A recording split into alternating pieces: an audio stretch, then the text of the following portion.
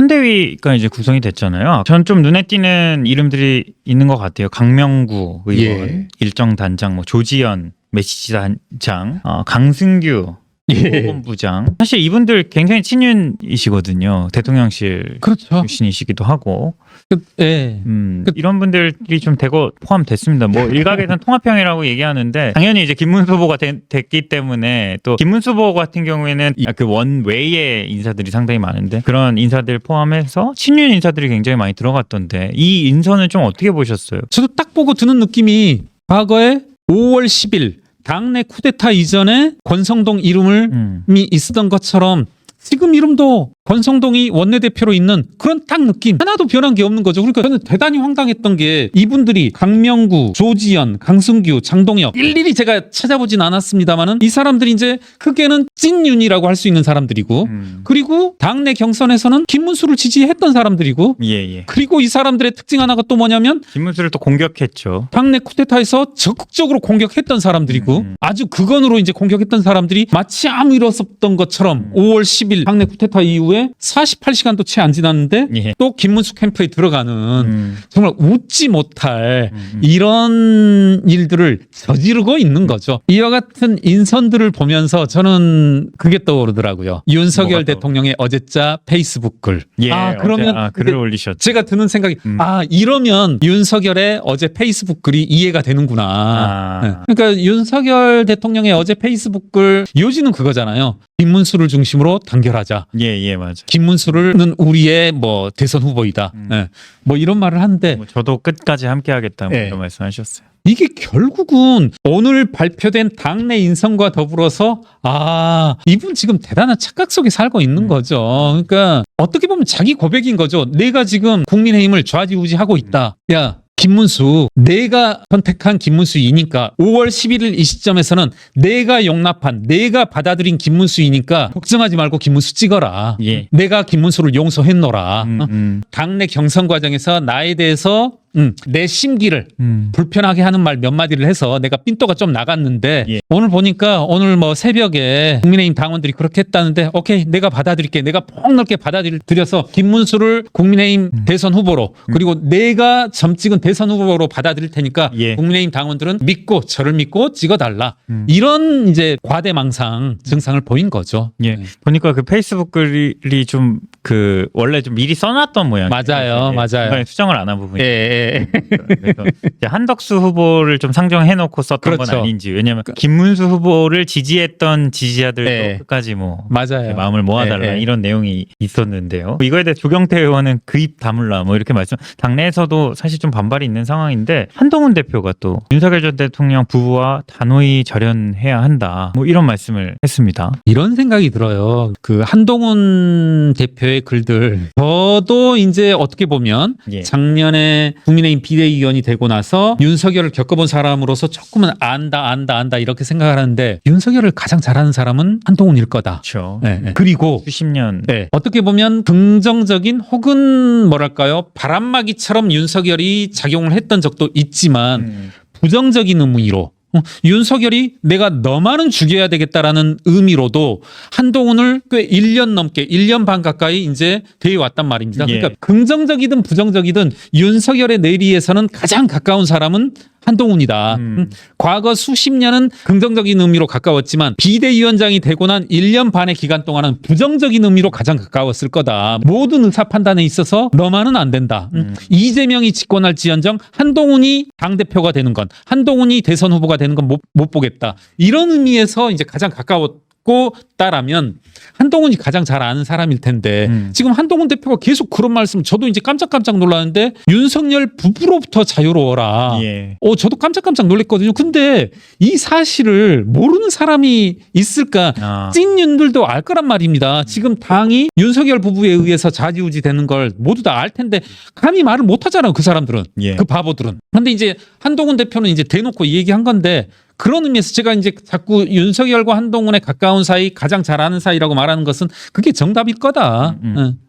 누구나 아는 정답일 거다. 그러니까 출당이나 뭐 이런 조치들을 해야 된다 이런 목소리가 있는 거잖아요 지금. 출당해야 되지 않겠습니까? 지금 이미 늦었죠. 출당. 저는 출당은 진작에 했어야 됐다. 어떻게 보면 계엄 조치가 있고 난 집회라도 출당이 있어야 되는데 지금 안 이루어지고 있고, 또 하나는 그저께 있었던 5월 11일에 있었던 권영세 권성동의 당내 쿠데타. 이건 왜 아직 아무 징계위원회 한다는 얘기도 없는 건지 정말 좀 얼빠진 거죠. 그리고 제가 뭐 몇 차례 저 SNS에 썼지만 미쳤다는 얘기가 안 나올 수가 없는 게, 지금 당내 공지사항이라고 해가지고 김문수의 대선 후보 자격을 취소하겠다. 그리고 말씀하신 것처럼 5월 10일 새벽 3시부터 4시까지 1시간 동안 당내 대통령 후보 경선 응모를 받겠다. 이런 지금 공지를 다 지워버렸어요. 지금은. 맞습니다. 국민의힘 홈페이지에서. 이게 지금 무슨 아사리판도 이런 아사리판이 없잖아요. 이게 지금 정당이라고 할 수가 없잖아요. 출당, 뭐 대통령의 출당 저는 당연하다라고 생각합니다만은 권영세 권성동 징계해야 될 사람이잖아요. 이런 미친 짓을 저는 어느 정당에서 할 수 있는 건지. 그리고서 권성동이란 자는 스스로 과거를 잊자. 인간 말종이다 정말. 어떻게 본인이 과거를 잊잔 말을 하는 건지, 가해자가. 좀 그래서 이제 커뮤니티나 이런 데서는 뭐 이번에 후보 교체 논란을 두고도 유심 바꿔 끼는 것보다 유심 교체하는 것보다 이 후보 교체가 더 쉽다 뭐 이런. 그랬죠. 그런 다음에 다시 복귀하는 것도 푸르륵 그냥 굉장히 쉽게 된 것 같아요. 지금 보면은 친윤들이 또 김문수 캠프에 다 들어가 있잖아요. 예, 맞습니다. 이건 그러니까 이제 한편으로 그런 식으로 김문수가 뭐라고 하죠? 배알도 없냐, 자존심도 없냐 하는데, 이거 이제 전체적인 성격이, 지금 국민의힘은 김문수를 중심에 놓고 볼 게 아니라 윤석열을 중심으로 놓고, 나아가서 윤석열 부부를 중심으로 놓고 윤석열 부부의 시각에서 봐야 모든 것이 읽힌다. 여전히 지금은 윤석열 부부의 사당이 돼버린 거죠. 윤석열 부부의 사당이다. 근데 저는 지금도 정말 이해가 안 되는 게 왜 끝난 죽은 권력에 대해서 이 의원들이 끊어내지 못하는 건지 그게 너무 궁금합니다. 국민의힘 의원들은 국민의힘 당원, 국민의힘 지지자들보다 제가 봐서는 한 단계, 두 단계 떨어져 있는 거죠. 지지자들은 다 보는 것을 본인들은 못 보는 거죠. 그러니까 지금 윤석열 전 대통령은 국민의힘이 이길 수 있다, 이긴다라고 생각한다라고 봐요. 그런 시각으로 본인들이 나서서, 윤석열 부부가 나서면 국민의힘 대선은 이길 수 있다. 내가 점지한 한덕수면, 그리고 국민의힘 당원들이 그렇게 조금 투정 부리면 지금이라도 김문수로 갈아 끼우면 이길 수 있다, 이렇게 생각한다라고 보거든요. 그런 사고관이랄까 뭐 생각들을 공유한다라고 봐야죠. 제가 겪었던 국민의힘 의원들, 친윤 의원들 뭐 그와 다름없었습니다. 여기 모르면 최대 128만 원 손해. 아정당은 지원금 설치 당일 즉시 입금, 약정 끝날 때마다 받을 수 있어요. 법인종이든 지원금 당연히 챙기셔야죠. 심지어 이제 카드까지 최대 혜택 받고 800종 이상 한 번에 비교돼요. 전국 가입자 수 1위 아정당, 가장 많은 가입 수당으로 최대 현금, 다른 곳보다 혜택이 적다면 차액의 120% 보상, 24시간 무료 상담, 초고속 설치까지, 불만족시 전액 환불하는 보장이사도 있어요. 인터넷 정수기, 휴대폰, 이사 청소, 카드까지 정당하게 받자. 아정당. 이어서 조금 얘기를 하나만 좀 더 여쭤보고 싶은데, 그러면은 우리 회장님 생각하셨을 때 선대위에도 친윤 의원들이 많이 들어갔고 권성동 원내대표 사퇴를 하지 않았고, 그러면은 이 친윤의 영향력은 앞으로 좀 계속 될 거라고 보세요? 저는 뭐 친윤의 영향력이라기보다는, 영향력이라고 한다라면 이 둘이 다를 때, 두 개가 별개일 때 영향력이 있냐 없냐 따지지, 지금 일체잖아요. 김문수 후보도 사실은 결국에는 저는 그렇게 봅니다. 그러니까 김문수 후보가 배알이 없어서 캠프를 친윤 일색으로 한 게 아니라, 그 김문수도 친윤의 손아귀에 여전히 있다. 어떻게 보면 사실 김문수 후보가 진짜 정말 승리자예요. 왜냐면 본인이 원하는 대로 최종 본선 후보가 김문수 후보가 될 거라고는 뭐 대부분이 생각을 하지 못했거든요. 그랬죠, 사실. 그런데 결국 들었습니다. 뭐 과정은 조금 굉장히 본인은 어떨지 모르겠으나 절망적이었을지 모르겠지만 결국엔 따낸 거 아닙니까? 그렇죠. 그런 의미에서 본다라면 이번에 있었던 이 친윤 일색의 이와 같은 선거 캠프 구성이라든가 권성동, 그리고 윤석열의 그와 같은 발언들을 본다라면, 저 역시도 어제 새벽이었죠. 새벽에 있었던 국민의힘 당원들에 의한 그와 같은 부결, 이런 것들에서 희망을 보는 것은 조금 이번 역시 또 헛된 꿈이 아니었을까. 결국은 그와 같은 당원 한 분 한 분들의 분노, 당원 한 분 한 분들의 깊은 고민 끝에 행동이라는 것들이 결국 또 허투루 물꼬를 터나가면서 헛심쓰기로 사라지는 것이 아닌가 하는 이런 생각이 듭니다. 근데 그 한동훈 대표가 요즘에 이제 그 당원 가입 동료도 많이 하고 그리고 또 선대위 참여해서 고사를 했더라고요. 네. 조금 독자적인 행보를 하고 있다 이렇게 좀 많이 보고 있거든요. 네. 혹시 한동훈 대표가 왜 좀 선대위에 참여하지 않았을까? 이 부분에 대해서 혹시 좀 저희가 추측해볼 만한 부분이 있을까요? 우선은 이런 분석들이 있더라고요. 과거 이제 여당이든 야당이든 예. 최종 경선 후보자들 같은 경우에 상대 후보가 이렇게 선대위원장이라든가 이런 식으로 참여했던 적은 없다. 뭐 이런 분석을 좀 본 적이 있고 뭐 그것과는 상관없이 이런 것도 있지 않을까. 한동훈 대표 편을 들어서 해석해 보자라면 한동훈 대표가 어떤 직함을 맡는다라면 한 대표 스타일상 허투루하진 않을 텐데 이름만 올려놓거나 그러진 않을 텐데 그런 것에서 아직은 조금은 그런 부담이 있지 않았을까.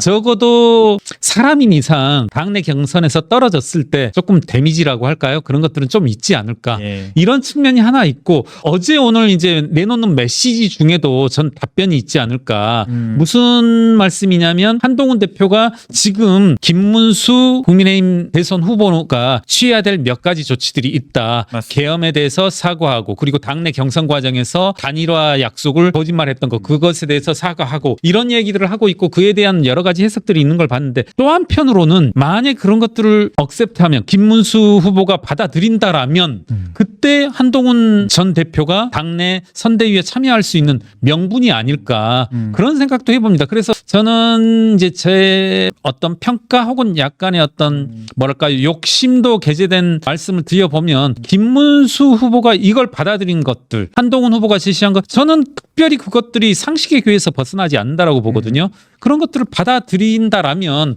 한동훈 후보가 움직일 수 있는 명분을 제공해 주지 않을까. 지금 친윤일색으로 구성되어진 선대위 그리고 당내 쿠데타의 핵심인 권성동이 건재한 상황에서 한동훈 들어와라 하는 건 이건 조금은 아니지 않나. 명분은 한번 김문수가 제공할 수 있는 그런 국면이지 않나 하는 생각을 합니다.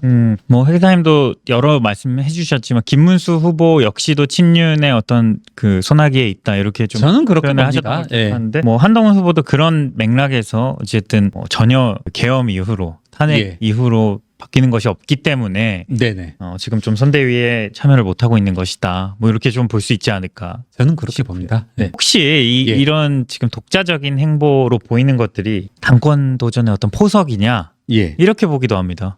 근데 그건 좀 너무 삐딱하게 보기 위한 거 아닌가. 지금 그게 좀 삐딱했네요. 아니 그런 이제 예. 해석들이 많으니까 그러니까 저도 이제 많이 본뒤 야 한동훈 이제 당권을 염두에 두고 이렇게 한다 네. 하는데 지금 사실 뭐 당권이 대상이 되려면 우선은 대선이 끝나야 될 테고 대선이 끝나면 여러 가지 저는 이제는 제대로 된 좀 풍파가 일지 않을까 그런 것들이 정리되고 어쩌고 하려면 꽤 긴 시간인데 여하튼 저는 좀 한동훈을 못 잡아먹어서 안달인 분들이 예. 이런 식의 어떻게 보면 한동훈의 충정, 한동훈의 움직임 하나하나를 폄훼하기 위해서 그런 거 아닌가. 예. 다만 그런 생각은 들어요. 그러니까 저만 하더라도 이제 과거 국민의힘 비대위원이었으니까 조금은 애정이라면 애정들을 가지고 사건들을 보고 하려고 하는데 야 정말 이건 못 써먹을 집단이다. 예. 특히나 국민의힘을 좌지우지하고 있는 친윤 60여 명의 의원들을 보노라면 정말 제가 봐선 답이 없거든요. 이분들하고 도대체 뭘 할 수 있을지 정말 깝깝한데 여러 가지 뭐 이제 당원 모집 운동이라든가 이런 것들을 보자라면 한동훈 전 대표로서는 본인뿐만 아니라 국민의힘의 어떤 활로 모색이라고 하는 것은 국민의힘 국회의원들로부터가 아니라 당원들로부터 비롯돼야 될 텐데 그러자면 조금 건강한 피를 수혈하려면 당원들일 수밖에 없지 않나 그런 생각이지 않을까 싶어요. 그런 나름의 좀 노력을 네, 그런 하고 심모 있는 원료로 그런 뭐 생각을 하지 않을까.